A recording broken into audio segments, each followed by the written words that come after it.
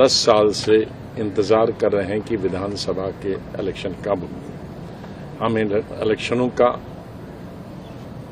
स्वागत करते हैं, चाहे देर से हुए, अभी तो हो गए। इलेक्शन कमीशन का, गवर्नमेंट का, सबका बहुत बहुत शुक्रिया। और हमें पूरी आशा है कि इलेक्शन फ्री और फेयर होंगे। और फ्री और फेयर से ज्यादा आजकल जो पिछले कुछ महीनों से फेयर है, आतंकवाद मुड़ के आया है और जम्मू सूबा में ज्यादा उसका असर है। तो फ्री और फेयर इलेक्शन के साथ साथ हमें पूरी आशा है कि सिक्योरिटी का बंदोबस्त, वोटर्स का, लीडर्स का, इलेक्शन लड़ने वाले लोगों का, कैंपेन करने वाले लोगों के पूरी सुरक्षा का ध्यान रखा जाए। जिस तरह के पार्लियामेंट में इलेक्शन बहुत अच्छे हुए पूरे देश में और जम्मू कश्मीर में भी,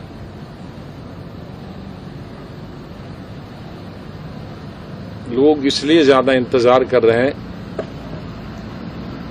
मैं ये नहीं कहता कि कोई काम 10 साल में नहीं हुआ, लेकिन जो सिस्टम होता है डेमोक्रेसी का, जिसमें एमएलएज होते हैं, रिप्रेजेंटेटिव्स, मिनिस्टर्स होते हैं, चीफ मिनिस्टर होता है, उनके पास लोगों की एक्सेसिबिलिटी बड़ी आसान होती है। सुबह 6 बजे भी जा सकते हैं, 8 बजे भी जा सकते हैं, 9 बजे भी जा सकते हैं, रात को 6 बजे के बाद, 5 बजे के बाद, रात के 12 बजे भी लोग जाते हैं। लेकिन जब इलेक्शन न हो और ऑफिसर्स का रूल हो, तो ऑफिसर रूल कितना भी मेहनती हो तो वो 10 से 5 तक खत्म हो जाता है, तो आधा काम होता है। और जिसकी वजह से ढेर सारे हजारों काम जो लोगों के छोटे मोटे होते हैं, स्टेट गवर्नर लेवल का काम है, बड़ी सड़क बन गई, कोई बिजली का प्रोजेक्ट बन गया, लेकिन कनेक्शन है कि नहीं ये एमएलए तक देखता है।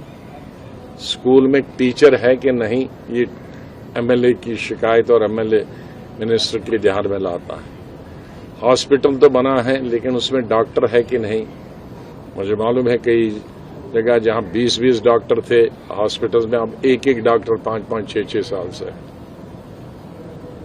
लेकिन क्योंकि कोई सुनने वाला नहीं है या उन दूर दराज इलाकों में कोई पहुंचने वाला नहीं है, उसका समाधान निकालने वाला कोई नहीं।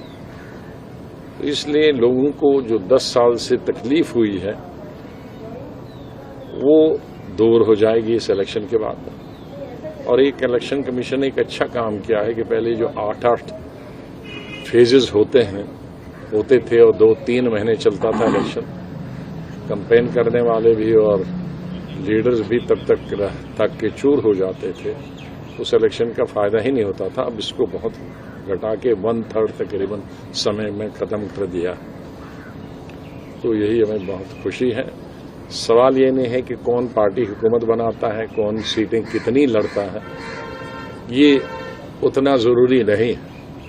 इस वक्त जरूरी जो 10 साल के बाद है, ये ज्यादा जरूरी है कि लोगों को अपनी मर्जी से अपना प्रतिनिधि, अपना नुमाइंदा चुनने का अवसर मिला है, ताकि ये नहीं कहेंगे कि दिल्ली से इसको बिठाया, उससे बिठाया। जो भी बैठेगा तो वो लोगों की मर्जी से बैठे। अब ये लोगों पर है कि वो किस तरह के नुमाइंदे चुने, काम करने वाले नुमाइंदे चुने या जिनको काम में कोई रुचि नहीं है या पब्लिक में रुचि नहीं है, दिलचस्पी नहीं है, उनको चुने। लेकिन इसकी जिम्मेदारी भी किसी न दिल्ली पर होगी, न किसी लीडर पर होगी, न किसी पार्टी पर होगी, वो लोगों पर होगी, क्योंकि लोगों ने